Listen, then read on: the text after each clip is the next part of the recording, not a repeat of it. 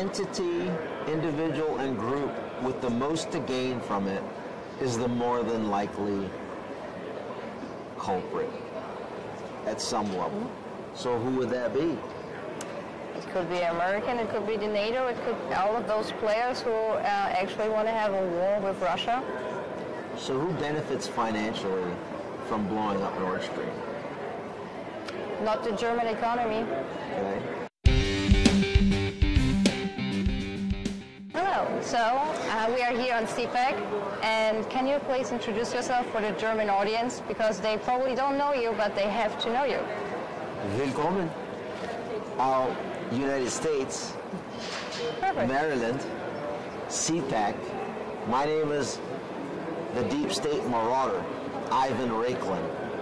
And for those that don't know those terms, Deep State means the most corrupt government officials at the highest levels of your respective country. In my case, it's America. And marauder is the verb, the action that a pirate does when they go onto a ship as they start to loot it for its treasure and booty, we call it. So can I use more aggressive language on your show? Sure. Okay, so a pirate, a very aggressive pirate, goes in and rapes and pillages the ship. I do that to the Deep State. That's good. We need more people like that.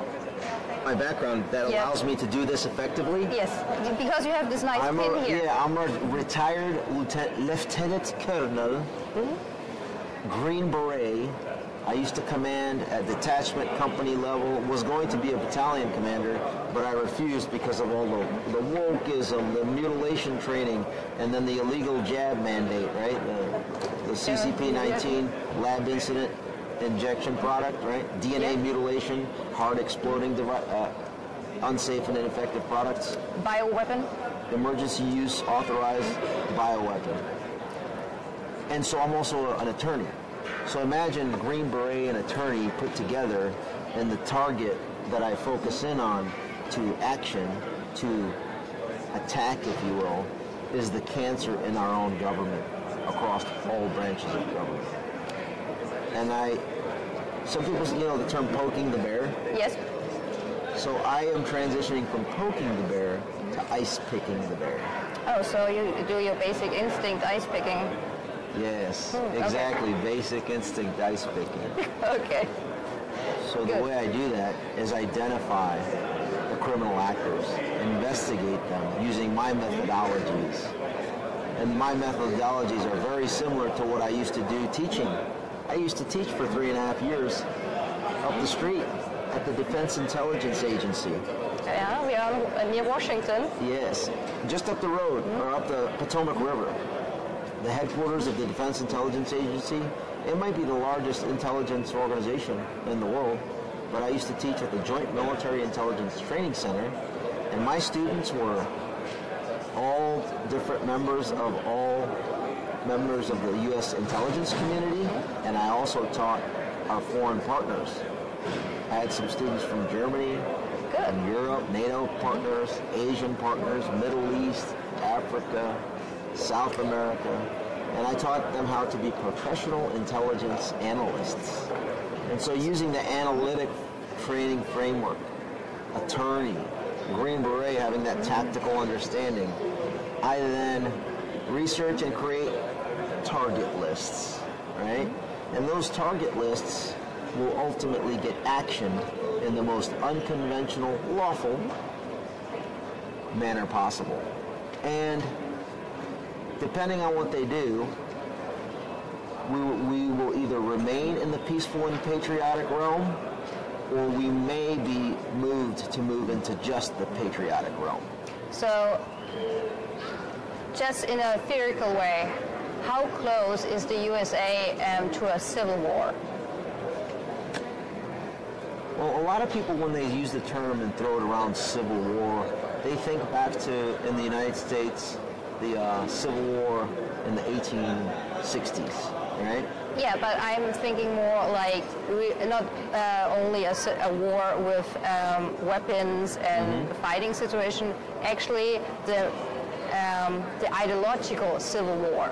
Like you have this radical left, you have this radical right, and then you have the people in the middle who just actually try to live their American dream and live their life with less government, more freedom, because that's their American dream. So we are currently in a civil war. Okay. It's not coming. It's not going to be in the future. It's already here. Most people are blinded and not knowing that it's going on because they're still censored psychologically through the information landscape to believe that it's more important to mutilate your own body, to mutilate your own family members and children, and promote that on behalf of big corporations like Big Pharma, and that it's the best thing to do ever. So, but some of us see that as completely what I call anathema, inimical, or counter to what traditional human thought considered as good, rational behavior. okay, And so people like yeah. us are the ones that are pushing back against it. So you have this information civil war going on. And the deep state, certain members within the FBI, certain members within the CIA, okay, certain members within the Department of Defense and the Department of Homeland Security, and subcomponents there too, are involved specifically in making that happen to cover up for their previous illegal activity. Yeah. And I can name all their names. We can go for days on this interview. with your intel background, this is a very interesting German question. Who do you think blew up Nord Stream? I think your friends at GSG9 would know the answer to that. Yeah, okay. That's a good answer. I answer it this way. The entity, individual, and group with the most to gain from it is the more than likely culprit at some level. So who would that be? It could be American, it could be the NATO, it could be all of those players who actually want to have a war with Russia. So who benefits financially from blowing up Nord Stream? Not the German economy. Okay. So then if that stream of revenue and energy is stopped coming from Russia, where does Germany have to Oh, they have to buy. obtain Yeah, they have to buy your expensive. LNG, Yeah, liquid natural gas? So then who benefits? America. So there might be your answer. Yes. But it's interesting to hear that from an American citizen, because a lot of people watch those sessions at the UN where they were talking about it, and Russia tried to start the investigation, and the UN Security Council just said, oh, we don't take interest in that, and that's not very important right now. So in my opinion, or what is your opinion about this whole Russian NATO debacle what we right now have, because NATO lost its purpose after stopping having the Cold War. After the Warsaw Pact collapsed. Yeah. I agree. So if you look at the foundational documents on why NATO was created, it was to counter the Soviet Union and the Warsaw Pact. When the Warsaw Pact and the Soviet Union collapsed in 1990 into 1991, it begs the question, why does NATO still remain and exist? And when Vladimir Putin had his interview with Tucker Carlson, he went into a little bit of history, for the first 30 minutes of the interview, and it really covered that.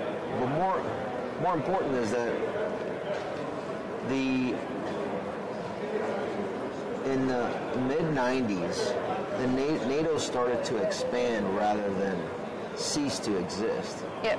And while Russia was in its most weak state in the 1990s, in the mid part of the 1990s, that's when the NATO expansion started to escalate.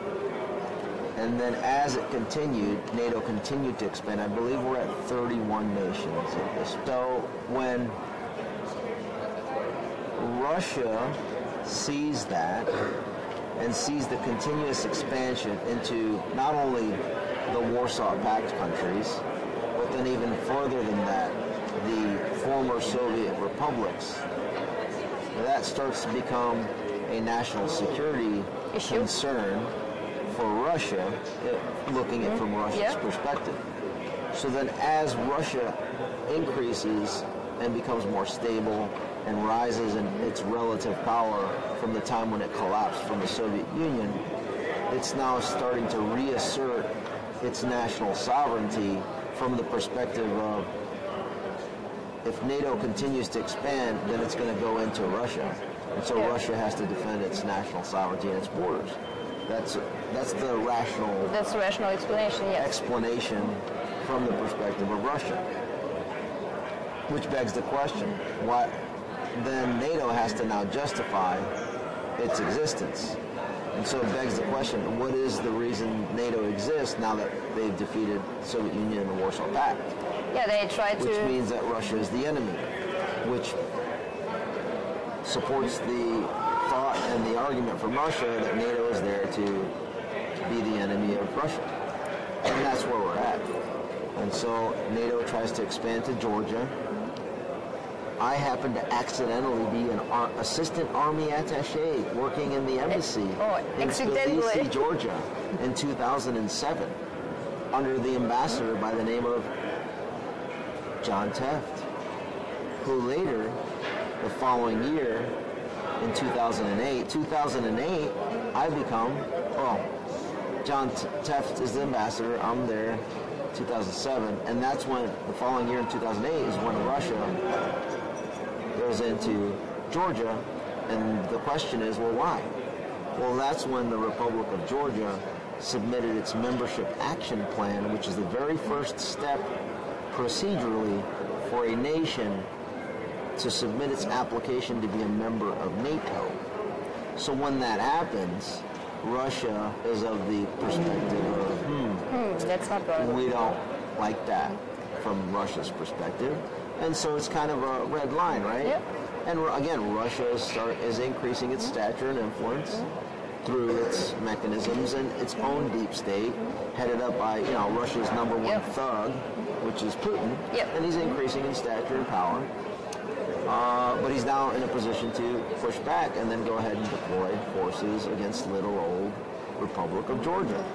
Meanwhile, South Ossetia and Abkhazia, which are two breakaway republics of Georgia, that's where you see Russia and the Russian Federation granting Russian citizenship to those people that live in the breakaway Republic of Georgia. So now, de facto, if everybody living in a sliver of territory in another country are all Russian citizens, what does that territory consist of? Yeah. So it's basically an annexation. So that's why that is the mechanism that Russia used to block Georgia from being able to enter NATO, because you cannot have any territorial disputes as part of your application into NATO. These are the details that most people don't know, understand, or really care about. These are the details. What I just told you is it's all publicly available information that I researched in my own personal time outside of work, and I'm just putting it together now for those listening in. Thank you for my that. disclaimer. That's a good one. So fast forward to 2014, what happened? So in 2008 is when Russia went after Georgia at the launch of the Beijing Olympics. While the entire world's media was in Beijing, they did their maneuver in Georgia. Whereas in 2014, during the Sochi Olympics, which is a bordering Russian town next to Abkhazia, just across the border into that breakaway republic within Georgia, notice how it was picked there so that the expansion of influence of Russia could continue into Georgia for that influence. But more importantly, what happened in 2014? John Brennan went ahead and, with Obama, authorized the removal of Viktor Yanukovych, the president of Ukraine, and installed Petro Poroshenko. That was during that period of time. The guy sitting next to you, possibly, was sitting at the National Military Command Center in the Pentagon up the road on the other side of the river here. That was on the Ukraine crisis team as a senior analyst. Interesting. Yeah. Do I have perspective and context? Probably. Let's listen from the crowd in the background behind the camera. Okay, it sounds like a yes. Resounding. Yeah, resounding. So while I was on the Ukraine crisis team as an analyst, briefing our National Command Authority, in my personal time off of work duty, I was doing my own personal research. And in that personal research, I noticed, I was watching Russian media, Ukraine media, because I'm fluent in Russian. I read and understand Ukrainian. So as I'm following along, I see John Brennan doing his coup in Ukraine, right? Allegedly. Allegedly, yeah.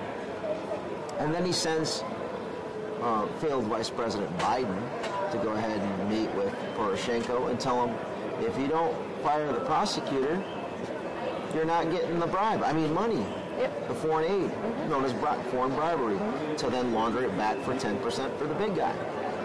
There was a movie about it. Victor Shokin, the prosecutor, and they also agreed that they would bring on Hunter Biden onto the board of Burisma.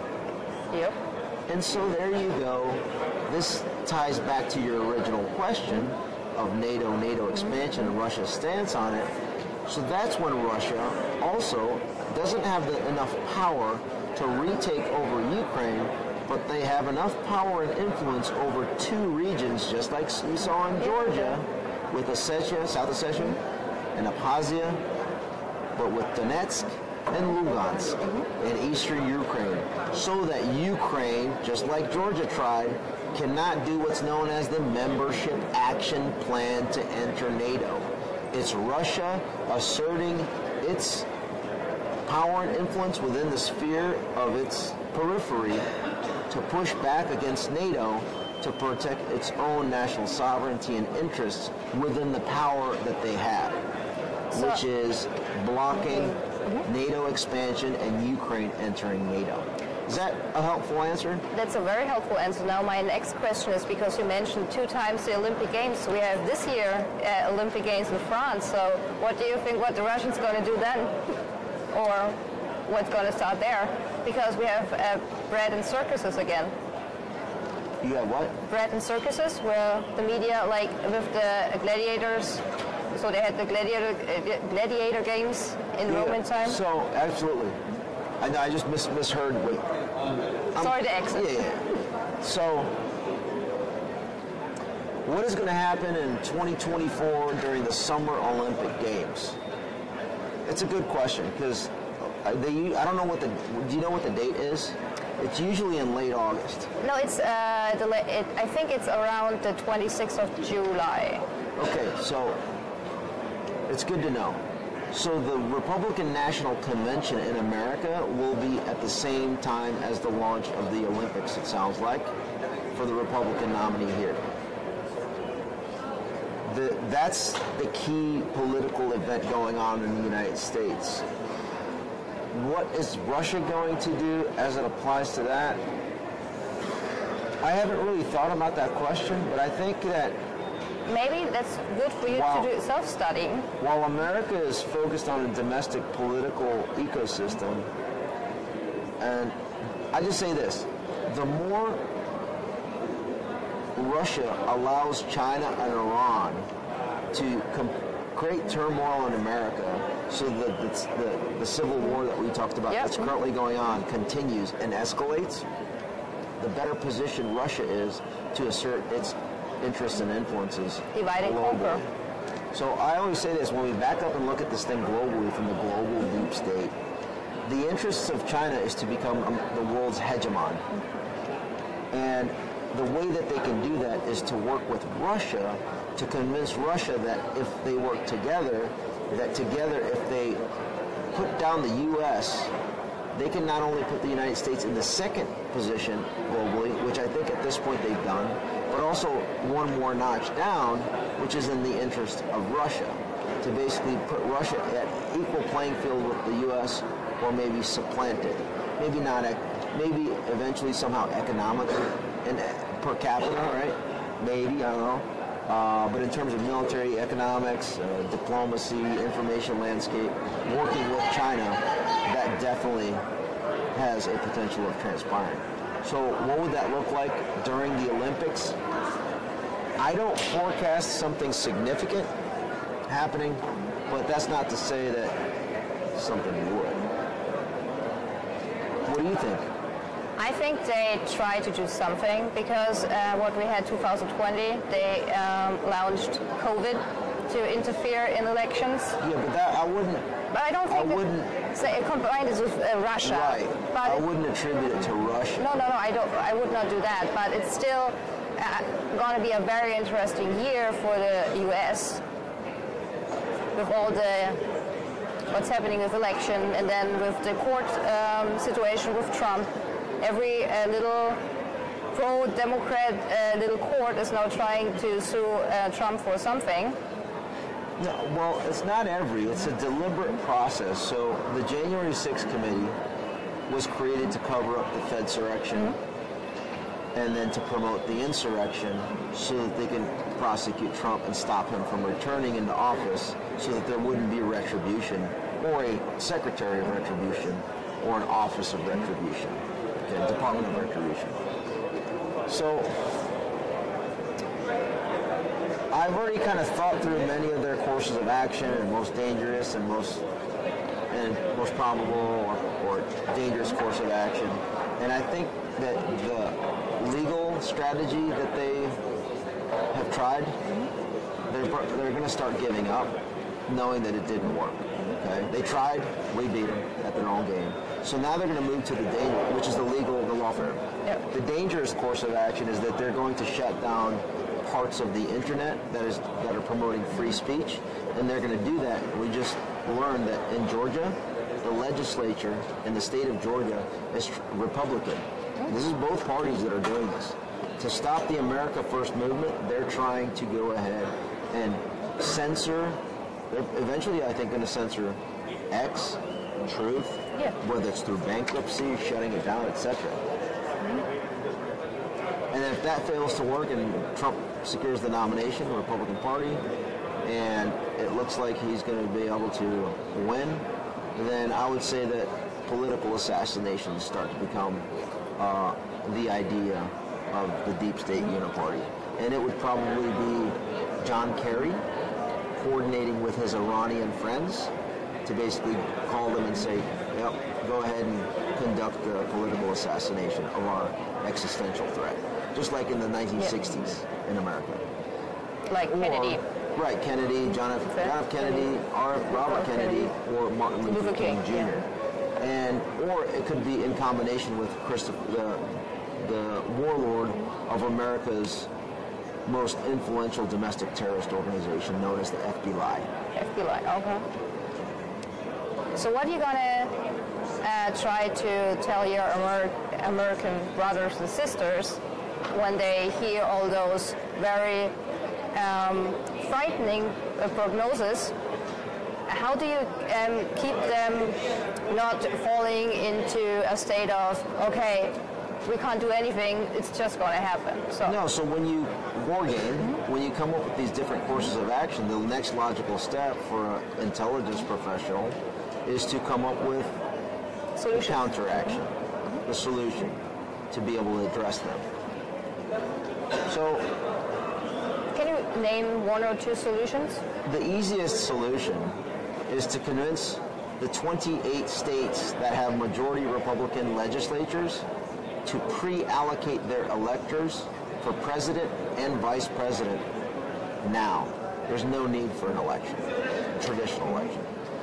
Because under the U.S. Constitution, the state legislatures in the 50 states are the ones that have the full authority to decide how they allocate their respective states' sovereign votes for president and vice president. So imagine, on Monday, tomorrow, Arizona and 27 other states, legislatures convene and say, you know what, we're just going to go ahead and pre-allocate, meaning we're going to vote so that for January 6th of 2025, when the certification happens, we're going to send to Congress the Republican nominee for president and vice president. And before they do that, the state GOP or the state parties in all 50 states that haven't voted yet, they do the same thing. They can pre-allocate the delegates for president to Trump. So what does that look like? That means if they do that, it circumvents all fraud and voting. It completely nullifies any cheating. But would they do this with all the uni-party problem? So 2 weeks ago, I had the Arizona legislature discuss that resolution, and we don't quite have the votes yet, but we're working on it. Oh, and then good. As soon as Arizona does that, you can probably... A domino effect? You see a domino effect. Okay, that's great. It circumvents the entire everything that they're trying to do. Okay. And if they conduct a assassination, it's still going to be the Republican nominee. But I say this, going back to your statement about civil war, if they conduct a political assassination of any political candidate, I'm going to say this, if any political candidate dies, whether it's RFK, Joe Biden, Nikki Haley, or Trump, Americans are going to take that as an assassination. It doesn't matter if it's natural causes. And the response to that, and I'm going to say it as an analyst, I assess with the highest degree of confidence, with almost certainty, that if that occurs, America will take that as a breach of the Constitution by our own government officials, listed in my deep state target list that I can provide you, and America will respond like that in kind. And it won't be national, like you're thinking of what you mentioned. Those people mostly are located in a 30-mile radius of where we're located. They will face retribution of likes never seen before. Again, my assessment. That's an opinion. I hope it doesn't come like that, but... And again, as a former Green Beret, take a look at the book Masters of Chaos. I like that book. It's referring to Green Berets. Because remember, what is a Green Beret? On behalf of the United States, you go into another country, link up with a insurgency, train, advise, and equip it to flip a government. And you have Imagine you do that here in the constitutional order and framework in America, former retired Green Beret and lawyer. Yep. We might just autocorrect this deep state with an ice pick. And you have a very good song, you Green Berets. You want to sing it? I can't sing. Can you sing? You sound you have like a good voice. No, I have a horrible voice. Fighting soldiers up from the sky, fearless men.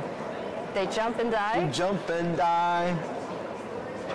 Men who mean that one. just what they say. Now, these are men of the Green Beret. So, what is your pick for the vice president? Who would be Trump's running mate, in your opinion? Let's think through that. Who has a national platform, national name ID, that can cause pain to enough senators to make sure that they fall in line? And I'm talking about the China First Republicans. About half of the U.S. Senate is China First Republicans. Well, then we need a person who's totally America first, not a rhino. It's not DeSantis, in my opinion. Or? No, I think DeSantis is more rhino than ehem. So who would be the top three people that... Vivek, first man. Does Vivek have a national influence over the U.S. Senate? Okay, I don't get that. Yeah. I would argue absolutely not. Yeah. They would run circles around him. He would be their little poodle. Does he know? Oh, and the other component is, and they need to know sufficiently about the deep state to be able to specifically go after the individuals in it. Okay, no. So what is your opinion?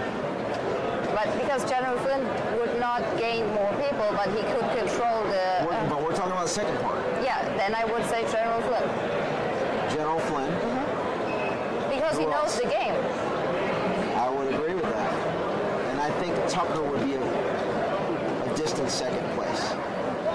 I would love to see Tucker more into press part and the communication part, but I see your It's point. because he has a platform. He has a platform, yeah. That could cause pain and leverage that he has with the ability for a national fundraising mechanism through his platform that he's created now independently that can cause the necessary pain. So, for example, he could expose the internal corrupt deliberation of the China First Republicans to make them fall in line. Those two, I can only think of those two individuals right now that have that capability. So now we have to look at those five and who would be the best within those five that can help him win. Tucker Carlson. And then,